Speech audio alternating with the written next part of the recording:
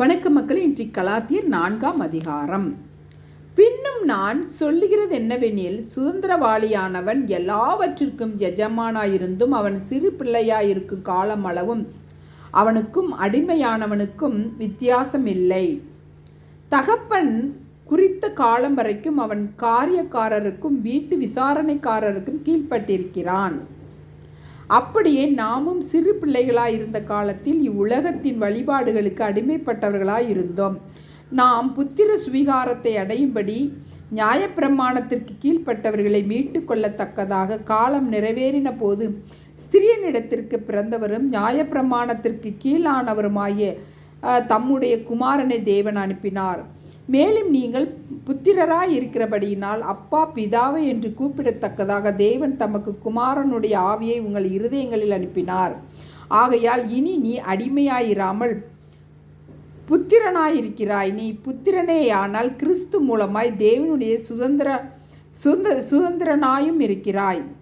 நீங்கள் தேவனை அறியாமல் இருந்தபோது சுபாவத்தின்படி தேவர்கள் அல்லாதவர்களுக்கு அடிமைகளாயிருந்தீர்கள்.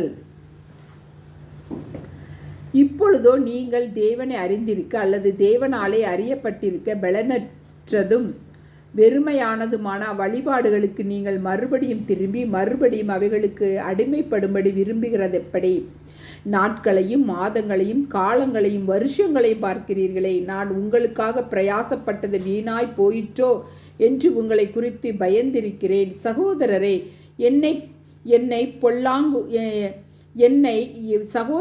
என்னை போலாகுங்கள் என்று உங்களை வேண்டிக் கொள்கிறேன். நான் உங்களைப் போலுமானேனே. எனக்கு நீங்கள் அநியாயம் ஒன்றும் செய்யவில்லை.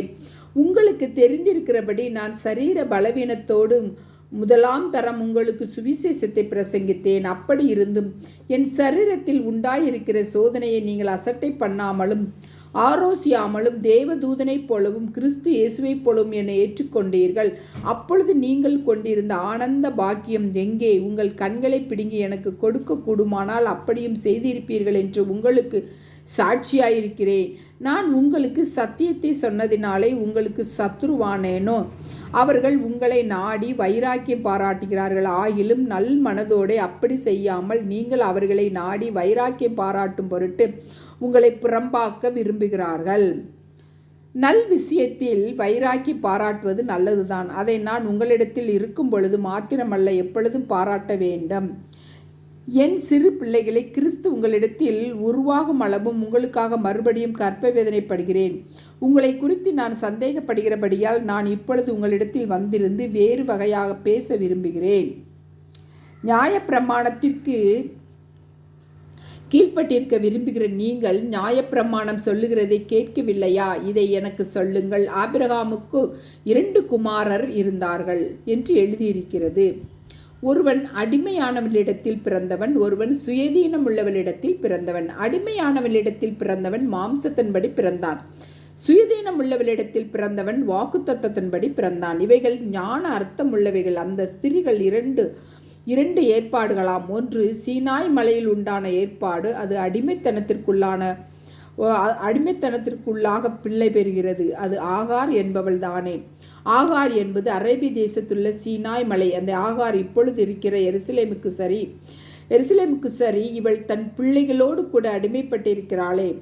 மேலான எருசலேமோ சுயதீனம் உள்ளவள். அவளே நம் எல்லாருக்கும் தாயானவள். அந்தபடி பிள்ளை பெறாத மலடியே மகிழ்ந்திரு. கற்ப வேதனைப்படாதவளே களிப்பாய் எழும்பி ஆர்ப்பரி.